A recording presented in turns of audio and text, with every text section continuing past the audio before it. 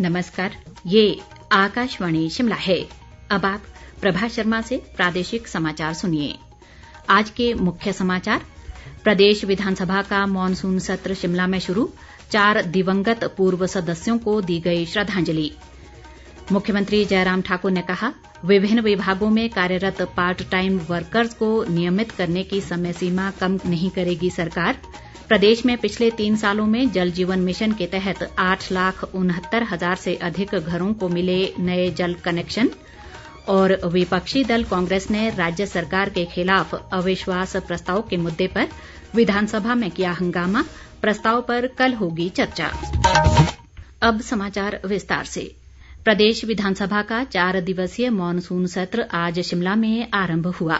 सत्र की शुरुआत सदन के 4 पूर्व सदस्यों पंडित सुखराम, प्रवीण शर्मा, मस्तराम और रूप सिंह चौहान को श्रद्धांजलि के साथ हुई। मुख्यमंत्री जयराम ठाकुर ने शोकोदगार प्रस्ताव पेश किया। उन्होंने पूर्व केंद्रीय मंत्री पंडित सुखराम को श्रद्धांजलि देते हुए कहा कि देश में संचार क्रांति में उनके योगदान को हिमाचल ही नहीं बल्कि पूरा देश हमेशा याद रखेगा। जयराम ठाकुर ने प्रदेश का नेतृत्व करने की पंडित सुखराम की महत्वाकांक्षा का भी जिक्र किया। उन्होंने मंडी की राजनीति में पंडित सुखराम और करम सिंह के बीच की राजनीतिक तकरार को भी याद किया। जयराम ठाकुर ने पूर्व मंत्री प्रवीण शर्मा को याद करते हुए उन्हें दबंग राजनीतिज्ञ करार दिया। मुख्यमंत्री ने कहा कि प्रवीण शर्मा में सभी को साथ लेकर चलने की महारत थी। उन्होंने मस्तराम और रूप सिंह चौहान के निधन पर भी शोक जताया और शोक संतप्त परिवार के प्रति संवेदना प्रकट की। नेता प्रतिपक्ष मुकेश अग्निहोत्री ने पंडित सुखराम को राजनीति का चाणक्य और संचार क्रांति का अग्रदूत करार दिया और कहा कि उन्हें मंडी के विकास के लिए हमेशा याद किया जाएगा। मुकेश अग्निहोत्री ने प्रवीण शर्मा को हरफन मौला व्यक्तित्व करार दिया और कहा कि विकास करवाने के बावजूद जो नेता चुनाव हार जाते हैं, प्रवीण शर्मा उनमें से एक थे। अग्निहोत्री ने कहा कि उन्हें राजनीति में आने के लिए प्रेरित करने वाले भी प्रवीण शर्मा थे। उन्होंने मस्तराम को शराफत की प्रतिमूर्ति करार दिया और रूप सिंह चौहान के निधन पर भी दुख जताया। जल शक्ति मंत्री महेंद्र सिंह ठाकुर, विधायक सुखविंदर सिंह सुक्खू, अनिल शर्मा और अन्य नेताओं ने भी इन 4 पूर्व सदस्यों के निधन पर शोक जताया। राज्य सरकार के विभिन्न विभागों में काम कर रहे पार्ट टाइम वर्कर्स को रेगुलर करने की समय सीमा को सरकार कम नहीं करेगी।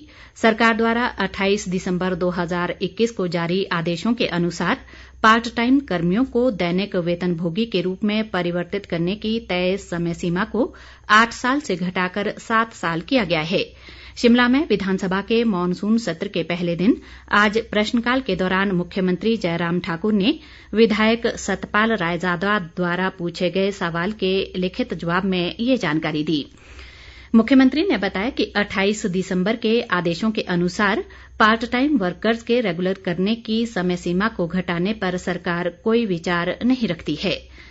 विधायक विनय कुमार, राकेश सिंघा, पवन काजल और संजय अवस्थी के संयुक्त सवाल के लिखित जवाब में मुख्यमंत्री ने बताया कि प्रदेश के विभिन्न निगमों, बोर्डों और विभागों में करुणामूलक आधार पर नौकरी के 3,456 मामले लंबित हैं। इनमें विभागों में 2,556 और बोर्डों व निगमों में 900 मामले लंबित हैं। मुख्यमंत्री ने बताया कि सरकार ने पिछले 3 सालों के भीतर विभागों, निगमों और बोर्डों में करुणामूलक आधार पर 1,218 लोगों को रोजगार दिया है। उन्होंने कहा कि सरकार ने करुणामूलक आधार पर नौकरी देने के लिए आय सीमा को 1.5 लाख रुपए प्रतिवर्ष प्रति परिवार से बढ़ाकर 2.5 लाख रुपए प्रतिवर्ष प्रति परिवार कर दिया है। बागवानी मंत्री महेंद्र सिंह ठाकुर ने कहा कि सेब कार्टन पर जीएसटी की दरों को कम करना केंद्र सरकार पर निर्भर करता है। उन्होंने कहा कि बागवानों को राहत देने के लिए राज्य सरकार ने जीएसटी पर 6% की छूट देने का निर्णय लिया है। एचपीएमसी और खुले बाजार से खरीदी गई पैकेजिंग सामग्री पर जीएसटी का लाभ लेने के लिए बागवानों को कार्टन और ट्रे का जीएसटी भुगतान बिल, कैश मेमो और आधार से जुड़े बैंक खाते का रिकॉर्ड देना होगा, तभी उन्हें इस छूट का लाभ दिया जाएगा। प्रदेश में इस वित्त वर्ष के दौरान 29 विधानसभा क्षेत्रों में 20 जुलाई तक जल जीवन मिशन के तहत एक भी नल नहीं लगा है, जबकि अर्की में 3 और बड़सर में केवल एक घर में ही इस योजना के तहत नल लगा है।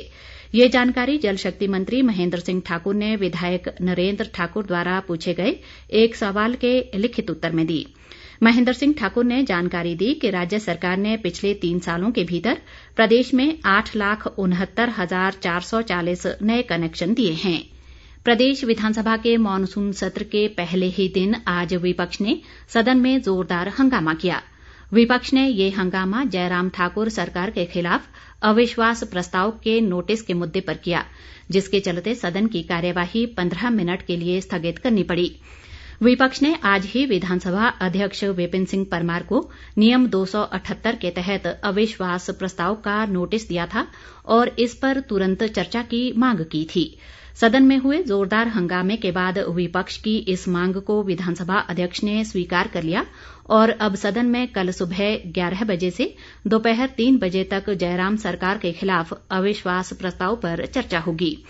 प्रदेश की जयराम ठाकुर सरकार के खिलाफ ये पहला अविश्वास प्रस्ताव है। विधानसभा नियमों के अनुसार किसी भी सरकार के खिलाफ 5 साल में केवल एक बार ही अविश्वास प्रस्ताव लाया जा सकता है। इसके लिए विपक्ष के पास 1/3 समर्थन होना जरूरी है।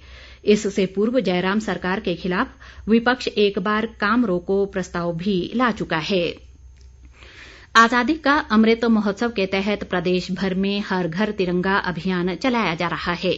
प्रदेश भाजपा सह प्रभारी संजय टंडन ने आज शिमला में चक्कर से बालूगंज तक स्कूली विद्यार्थियों द्वारा निकाली गई तिरंगा यात्रा में हिस्सा लिया। उन्होंने कहा कि हर घर तिरंगा कार्यक्रम को आम लोगों की शानदार प्रतिक्रिया मिल रही है और इसके माध्यम से युवाओं को देश के स्वतंत्रता सेनानियों के इतिहास के बारे में जानने के लिए प्रोत्साहित करेगा। चंबा के चौगान में केंद्रीय औद्योगिक सुरक्षा बल के जवानों ने आज लोगों को तिरंगे झंडे वितरित किए। किन्नौर जिले के रिकांगपिओ में भारत तिब्बत सीमा पुलिस बल के जवानों व केंद्रीय विद्यालय के विद्यार्थियों ने हर घर तिरंगा रैली निकाली। उपायुक्त आबिद हुसैन सादिक ने रैली को झंडी दिखाकर रवाना किया। प्राथमिक स्कूलों की 3 दिवसीय खंड स्तरीय खेलकूद प्रतियोगिता हमीरपुर जिले के बीड़ बगेड़ा में आज संपन्न हुई। प्रतियोगिता में करीब 120 छात्र खिलाड़ियों ने हिस्सा लिया। समापन समारोह में पूर्व मुख्यमंत्री प्रेम कुमार धूमल ने शिरकत की और विजेता खिलाड़ियों को पुरस्कार दिए। उन्होंने कहा कि शिक्षा के साथ साथ खेलकूद प्रतियोगिताएं भी विद्यार्थी जीवन का एक हिस्सा हैं और मौका मिलने पर विद्यार्थी इनमें अवश्य हिस्सा लें। धूमल ने कहा कि केंद्रीय खेल मंत्री अनुराग ठाकुर द्वारा ग्रामीण स्तर की खेल प्रतिभाओं को देश भर में पहुंचाने के लिए खेल महाकुंभ जैसे कार्यक्रम आयोजित किए गए हैं। प्रदेश कांग्रेस अध्यक्ष प्रतिभा सिंह ने कहा है कि सत्ता में आते ही कांग्रेस अपने घोषणा पत्र को सरकारी दस्तावेज बनाकर लोगों से किए सभी चुनावी वायदे पूरा करेगी। शिमला से जारी एक बयान में उन्होंने कहा कि लोगों की उम्मीदों पर खरा उतरना ही कांग्रेस का मुख्य उद्देश्य है। प्रतिभा सिंह ने अखिल भारतीय कांग्रेस कमेटी द्वारा प्रदेश में विधानसभा चुनाव के लिए नियुक्त किए गए पर्यवेक्षकों व अन्य नेताओं के साथ हुई बैठकों पर संतोष जताया। उन्होंने कहा कि राज्य सरकार हर मोर्चे पर विफल रही है। प्रदेश कांग्रेस अध्यक्ष ने भाजपा पर अवसरवाद की राजनीति करने का आरोप लगाते हुए कहा कि इसका खामियाजा देश को भुगतना पड़ रहा है। ऊना जिले में मवेशियों में लंपी चर्म रोग के मामले बढ़ रहे हैं। जिले में आज इस बीमारी के 45 नए मामले सामने आए हैं और अब तक इससे ग्रस्त मवेशियों की कुल संख्या 278 हो गई है। पशुपालन विभाग के उपनिदेशक डॉक्टर JS सेन ने बताया कि वायरस से फैलने वाली ये बीमारी ऊना जिले की 60 पंचायतों में दस्तक दे चुकी है। अंत में मुख्य समाचार एक बार फिर। प्रदेश विधानसभा का मॉनसून सत्र शिमला में शुरू, 4 दिवंगत पूर्व सदस्यों को दी गई श्रद्धांजलि। मुख्यमंत्री जयराम ठाकुर ने कहा, विभिन्न विभागों में कार्यरत पार्ट टाइम वर्कर्स को नियमित करने की समय सीमा कम नहीं करेगी सरकार। प्रदेश में पिछले 3 सालों में जल जीवन मिशन के तहत 8,69,000 से अधिक घरों को मिले नए जल कनेक्शन। और विपक्षी दल कांग्रेस ने राज्य सरकार के खिलाफ अविश्वास प्रस्ताव के मुद्दे पर विधानसभा में किया हंगामा। प्रस्ताव पर कल होगी चर्चा। इसी के साथ ये समाचार बुलेटिन समाप्त हुआ। नमस्कार।